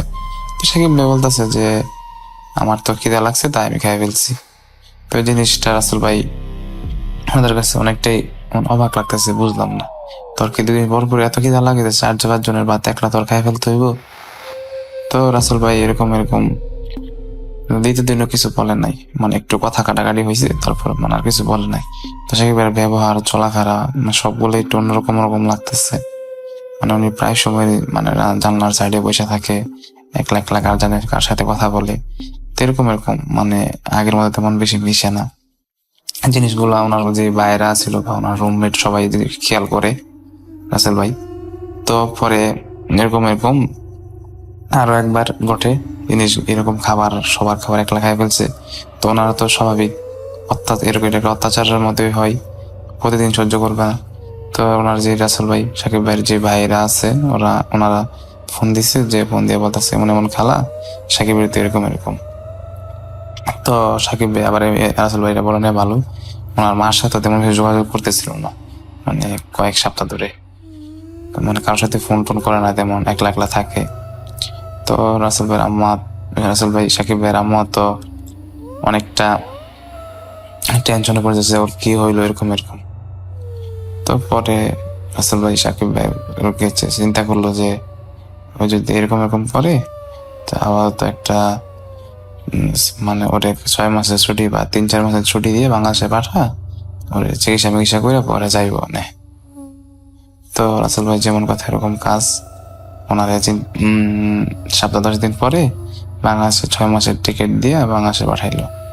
তো বাংলাদেশে আসার পর ওনার মা ওনারে অনেকটাই মানে নিজের কাছে রাখে, 2-1 দিন ভালোই এরকম। তো একদিন 3-4 দিন যাওয়ার পর একদিন হঠাৎ করে রাত্রের 2টা বা 3টা বাজে এরকম রাসেল ভাই ওনারে ঘর থেকে পাইতেছে না। তো এলাকার যারা সবাই খোঁজাখুঁজি করতেছে যে সাকিব কোথায় গেল। খোঁজার পর অনেকক্ষণ পরেই মানে ওনাদের বাসার সামনে একটু সামনেই একটা পুকুর আছে, পুকুরের সাইডে একটা বটগাছের উপর দেখে সে শুয়ে রয়েছে, পাটা নিচে ঝুলতেছে, মাথা উপরে, তার সাথে কথা বলতেছে। তো পরে যারা গাছ টাছ ভালো পাইতে পারে তাদের দিয়ে নামাইলো। নামার পর জিজ্ঞেস করতেছে সাকিব তোমার কি হয়েছে এরকম এরকম, তুমি গাছের মধ্যে কিভাবে গেলা? সাকিব ভাই বলতেছে এরকম এরকম যে ওনারা তো আমাকে ডাকে, মানে আমি না গেলে তো আমার মাইরা ফেলবো, আমি যদি যাই তাহলে আমার আদর করবো, আমার নিয়ে যাইবো এরকম এরকম আর কি। তো সাকিবের মা জিনিসটা অনেকটাই মানে ভয় পাইলো যে এরকম এরকম আমার ছেলে এসব কি বলতেছে। তো পরে চিন্তা ভাবনা করলো ভালো একটা হুজুর টুজুর দেখা হলো। তো নিয়ে ভালো ঢাকার মধ্যে নিয়ে গেলো, ঢাকার মধ্যে ভালো এক হুজুর। তো হুজুরের কাছে নিয়ে যাওয়ার পর হুজুর দেখা বললো যে এরকম এরকম সাকিবের সাথে তো অনেক খারাপ কিছুই থাকতেছে, একটা না 4-5টা। তো রাসেল ভাই সাকিবের আম্মা অনেকটাই ভয় পাইছে যে 4-5টা মানে। পরে রাসেল ভাই সাকিবের মা জিজ্ঞেস করতেছে যে আমার ছেলে কি এরকম করছে যে ওর সাথে এরকম এরকম 4-5 জন যে থাকে। রাসেল ভাই পরে আপনার যেই হুজুর বলতেছে ও যখন বাংলাদেশে ছিল মানে দুবাইতে যাওয়ার আগে কয়েকদিন একটা সাপ মারছিল, ওই সাপটা আসলে রাসেল ভাই সাপ ছিল না, এটা আসলে একটা জিনের বাচ্চা। তো এই বাচ্চাটা এসে রাসেল ভাই সাকিব ভাই একদিন মারে, তো তারপর থেকে তার সাথে এরকম হইতে থাকে কি। তো সাকিব ভাইয়ের মা বলতেছে এরকম এরকম যাই হয়েছে আমার ছেলেকে কিভাবে বাঁচাইতে পারেন এই জিনদের কাছ থেকে, আমাকে একটা উপায় বলেন, এরকম এরকম যে উপায় হোক ওরা বাঁচান। তো যে হুজুর ছিল হুজুর বলতেছে এরকম এরকম আপনার ছেলের তো বাঁচানো যাইবো, কিন্তু মানে একটা উপায় আছে, কিন্তু একটু সময় লাগবো, আপনি 2-1 দিন পরে আসেন। তো পরে রাসেল ভাই সাকিব ভাই নিয়ে বাড়িতে গেল, বাড়িতে যাওয়ার পর গোসল টোসল করাইলো, ওনারা দেখে রাখে চোখের সামনে। তো ওই দিনের মতো সেম রাত্রে ফজর রাতে আগে সাকিব ভাই খুঁজে পাইতেছে না, পারতেছে না। করার পর অনেকক্ষণ পরে সবাই গিয়া দেখে যে মানে ওনাদের বাড়ির সামনে যে পুকুরের একদম মাঝে 100 ডুব উঠতেছে। তো এই জিনিসটা তো দেখে সাকিব ভাইয়ের আম্মা যারা তো সবাই অনেকটা ভয় পাইছে যে ওই দিন এরকম হয়েছে, আজকে আবার ওনার এটাই গিয়ে আনলো, মানে যারাই সাঁতার ভালো জানে তারা সাঁতার দিয়ে মানে আনলো, পুকুরের সাইডে বসার পর জিজ্ঞাসা কথা সাকিব দিয়ে কিভাবে আসলি। তো সাকিব ভাই বলতেছে যে ওনারা তো আমার নিয়ে আসছে ঘর থেকে, আমি না পার হইলে তো আমার তো মেরে ফেলতো, এরকম আমাকে ছেড়ে দাও, আমি 100 ডুব দিব। তো ওনার মারা অনেক মানে এইগুলা দেখে অনেকটাই কান্নাকাটি শুরু করে। পরে আবার 2-1 দিন পর হুজুর কাছে নিয়ে যাই। তো রাসেল ভাই হুজুর কাছে নিয়ে যাওয়ার পর এবার হুজুর মোটামুটি ভালোই বড় ট্রিটমেন্ট করার পর একটা তাবিজ দেয়। তাবিজ দেওয়ার পর এই বলতেছে যে হুজুর বলে দিছে যে তাবিজটা এতদিন থাকবো ওর সাথে, ওর কোনো ক্ষতি ইনশাল্লাহ করতে পারবো না, ওরে দেখে দেখে রাখবেন। তো ওনার এই তাবিজটা দেওয়ার পর সাকিব ভাই মোটামুটি 1-2 মাস হয়ে গেছে, আল্লাহর রহমতে সুস্থ হয়ে গেছে। সুস্থ হওয়ার পর সাকিব ভাইয়ের আম্মা চিন্তা করলো যে ওর যেহেতু ছুটিতে পড়াইছে, ওর পেশাটাও ভালো আছে, ওর ওই জায়গার কাজ টাজও ভালো করতো, ভালো স্যালারি পাইতো, ওরে বাংলাদেশে রাইখা লাভ নাই, ওর পাঠাই দেয়। তো ওনার ফালাতো বাজারে যোগাযোগ করে বাংলাদেশে থেকে আবার ফ্লাইটে পাঠাই দিছে। তো রাসেল ভাই এবার সবচেয়ে আশ্চর্যের বিষয় হলো, ওই সময় তো মানে একলাই সবার খাবার খাইয়া ফেলতো, মানে অনেক বেশি খাবার খাইতো। এবার যায় কি হয়েছে, মানে উনি একবারই খাবার খাইতেছে না, মানে যাই দেয় উনি মুখ থেকে ফালাই দেয়, মানে একদম পানি দিল বমি করে দেয়, যাই খায় সবকিছুই মুখ থেকে ফালাই দেয়। এই জিনিসগুলা মানে ওনার 2-3 দিন হওয়ার ওনার মা সাকিবের মারা জানায়। যাতে রাসেল ভাই মা মনটা অনেকটাই খারাপ হয়ে স্বাভাবিক, ছেলেটা অসুস্থ হয়ে যেতে সাকিব একদম শুকায় যেতেছে, জিনিসটা দেখেও ভালো লাগতেছে না। তো সাকিবের মা কিছুদিন যাওয়ার পর বলতেছে এরকম এরকম যদি হইতেছে, আমার ছেলে আগে পড়া টাকা আমার ছেলের বাংলাদেশে পাঠাইতো। তো এবার রাসেল ভাই সেম ভাবে আগের মতোই বাংলাদেশে পাঠাই দেয়। বাংলাদেশে আসার পর আবার ওই হুজুর কাছে নিয়ে যাওয়ার পর দেখে হুজুর ওনার যে হাতে যে তাবিজটা দিছিল এই তাবিজটা নাই। তো হুজুর জিজ্ঞেস করতেছে যে এরকম এরকম তোমার তাবিজটা কোথায়? তো রাসেল ভাই সাকিব বলতেছে যে আমার তাবিজটা যে কোথায়, আমি একদিন আমার কাজের মধ্যে ছিলাম, হঠাৎ করে আমার কাজের মধ্যে থাকতে থাকতে আমার তাবিজটা কোথায় জানি চলে যায়, আমি জানি না। তো রাসেল ভাই ওই আমার মা বলতেছে যে হুজুর যেমনি হোক আমার ছেলের বাঁচান, সুস্থ করেন, এদের যা বিনিময়ে যা লাগে আমি তা দিব। তো হুজুর বলতেছে আমি তো পারতাম, কিন্তু এখন যেহেতু ওর তাবিজটা নাই, এখন আমার হাতে আর কিছু করার নাই, আল্লাহর উপর ভরসা রাখেন, আর ওরে অনেকটাই সেভে রাখবেন, একলা একলা বাইরে বের হতে দিবেন না। তো রাসেল এবার যখন সাকিব দেশে আসে, এবার একদম অবস্থায় খারাপ, মানে একলা একলাই কথা বলে, রাস্তার মধ্যে হাঁটে, সকালে নাই দুপুরে নাই, পুকুরের মধ্যে একলা একলাই 100 ডুব দে, মানে রাতের বেলা রাতে অন্ধকারে হঠাৎ করে উদা হয়ে যায়, অনেক খোঁজাখুঁজি করার পর বের করতে হয়, এরকম এরকম কাণ্ড ঘটে। তো এই জিনিসগুলো অনেকটাই ওনার মার কষ্ট দিচ্ছিল। তো ওনার মা প্রায় সময় কাঁদতো যে আমার এই যেরকম ভালো ছেলে কিরকম, আল্লাহ আমার তুমি কি করলা এটা, ওর মাফ করে দাও, এরকম এরকম বিভিন্ন রকম কান্নাকাটি করতো সবসময়। তো মোটামুটি 2-3 মাস যাওয়ার পর সাকিব ভাই মোটামুটি সুস্থ হইলো, মানে আগের থেকে একটু বেটার এরকম আর কি। তারপরও সাকিবের মা মানে ওনারে এভরিথিং যা কিছু আছে সবকিছু সাকিবের মাই করে দিত, মানে ওনারে একলা কোনো জায়গায় বের হতে দিত না বা কোনো জায়গায় যেতে দিত না। তো একদিন দুপুরবেলা রাসেল ভাই সম্ভবত 1টা বা 2টা বাজে এরকম, তো সাকিব ভাই বলতেছে যে আম্মা আমি তো একটু আমার মাথাটা ঘুরাইতেছে, আমি একটু পানি দিব মাথার মধ্যে। তো সাকিব মা ভাবলো তো ও যেহেতু দুপুর টাইম এরকম মাথা সম্ভবত ঘুরাইতেছে গরমের মধ্যে, তো যা পানি দিয়ে। তো ওনাদের বাসার মধ্যে রুমের সাথে একটা বাথরুম, তো বাথরুম বলছে দরজাটা মানে অন রাখাই তুই পানি দে। তো রুমের সাকিব ভাই কি করছে, মানে পানি দিতে যাই দরজাটা অফ করে দিছে। তো অফ করে দিছে, ভাবছে শব্দ হইছে, কিন্তু ওনার মা ভাবছে এমনি মানে পানি দিয়েছে তো ওইটার শব্দ। তো অনেকক্ষণ হয়ে গেছে আসতেছে না, সাকিবের মার মনে একটু এমনিতেই কনফিউশন হলো, কোন সময় গেল এখন আসতেছে না, যাই দেখি।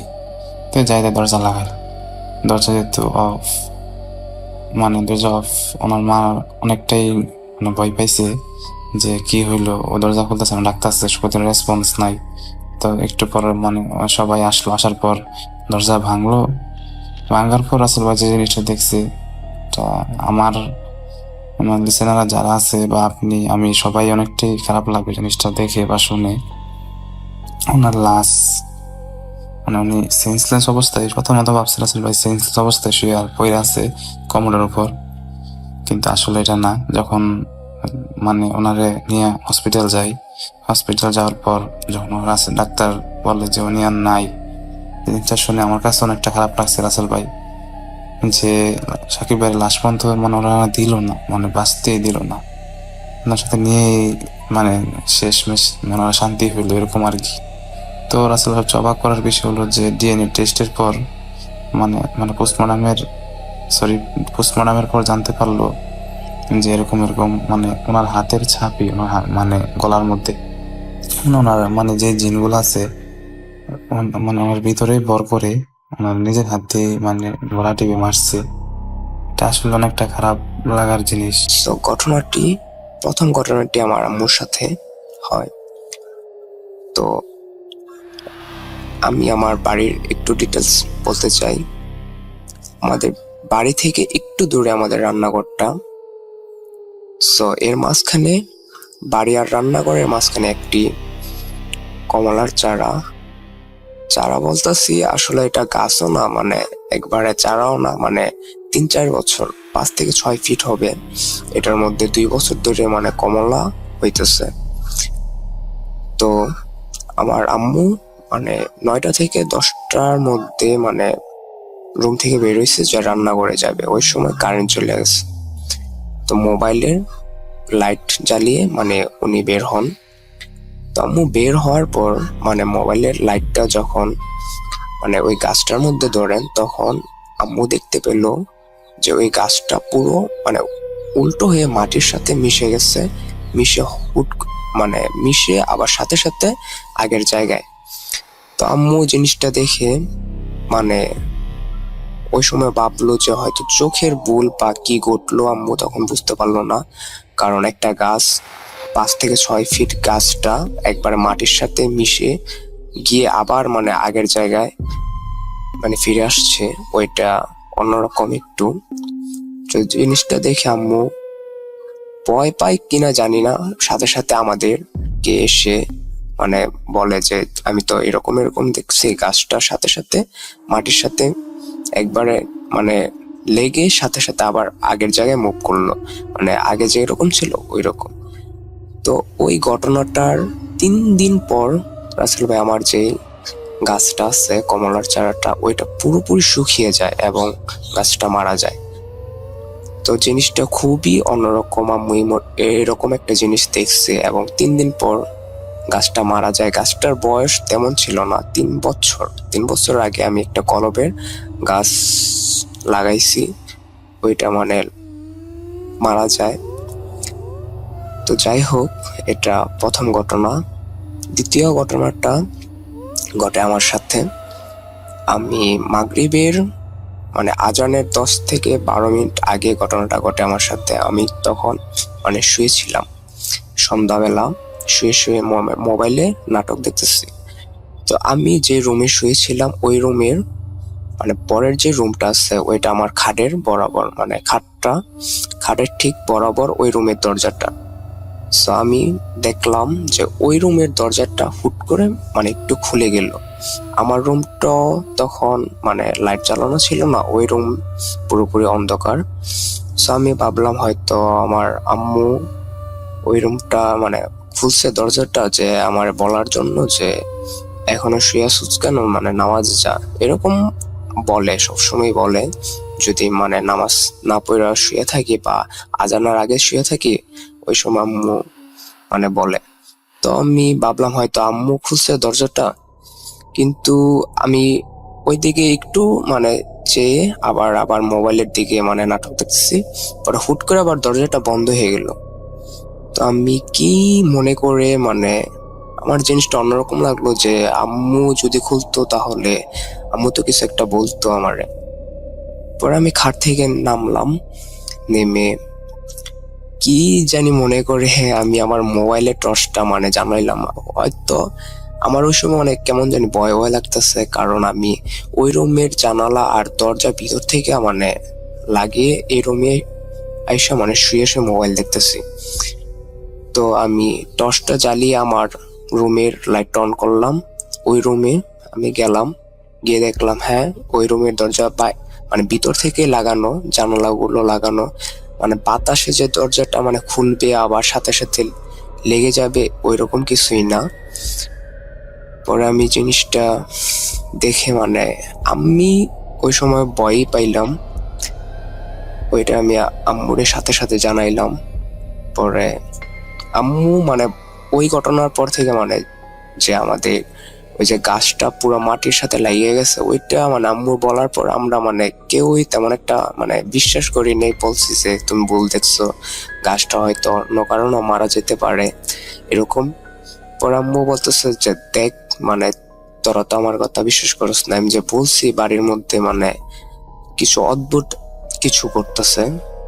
পরে ওইটা মানে আমার চোখের ভুল হতেই পারে না, কারণ আমি দেখলাম যে দরজাটা পুরো খুললো, ওই রুমে অন্ধকার ছিল ওইটাও আমি দেখছি, এবং 5 থেকে 6 সেকেন্ডের পর আবার দরজাটা মানে অটোমেটিক লেগে গেল। দরজাটা পুরোপুরি খোলে নাই, আবার মানে হালকা একটু খোলে নাই, মানে মাঝারি আকারে মানে খুলছে, মানে যেমন কেউ খুললে টাকার জন্য খুলে বা ইয়া করে ওই রকম। ওইটা দেখে আমি খুবই ভয় পাই। এরপর একটা মানে ভয়াবহ আমি স্বপ্ন দেখি। যাই হোক, স্বপ্নের কথা বলা ঠিক না। তো তৃতীয় ঘটনাটা আমি বলি। তৃতীয় ঘটনাটা খুবই রিসেন্ট, কিছুদিন এই মাসের 10 থেকে 12 তারিখে ঘটনাটা। আমি মানে সন্ধ্যাবেলায় আমার মোবাইল চার্জ দিয়ে আমি আমার ফ্রেন্ডের সাথে বেরোইলাম বাসা থেকে ক্রাম বোর্ড খেলার জন্য। তো ক্রাম বোর্ড খেলতে খেলতে প্রায় 7টা থেকে 8টা মানে রাত 8টা বেজে গেল। গ্রামের 8টা, যদিও এখন আমাদের গ্রামটা মানে শহরের মতো নয়, উন্নত, মানে আগের গ্রামের মতন না যে 8টা বাজলে সবাই ঘুমায় যায়, এরকম না, সবাই 11টা 12টা বাজেই ঘুমায়।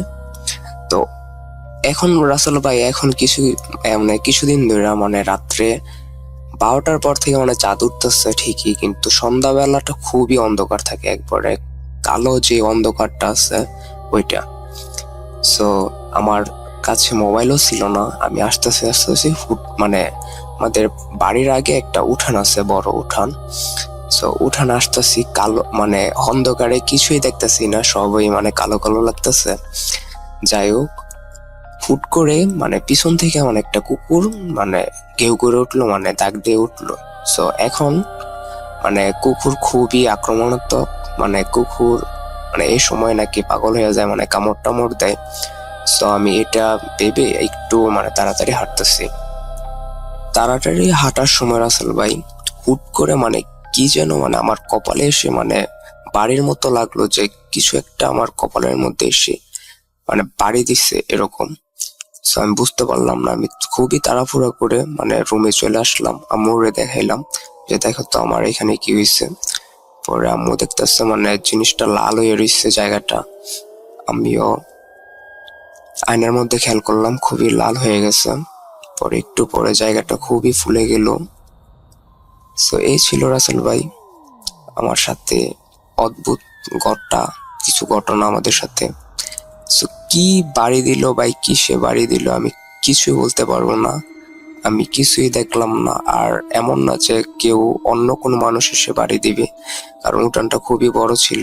যদি কোনো মানুষ যদি আইসা বাড়ি দিত বা বাড়ি দেওয়ার পরে দৌড়ে মানে চলেও যাইতো, আমি আওয়াজটা শুনতে পাইতাম, বাট আমি কিছুই শুনতে পাইনি।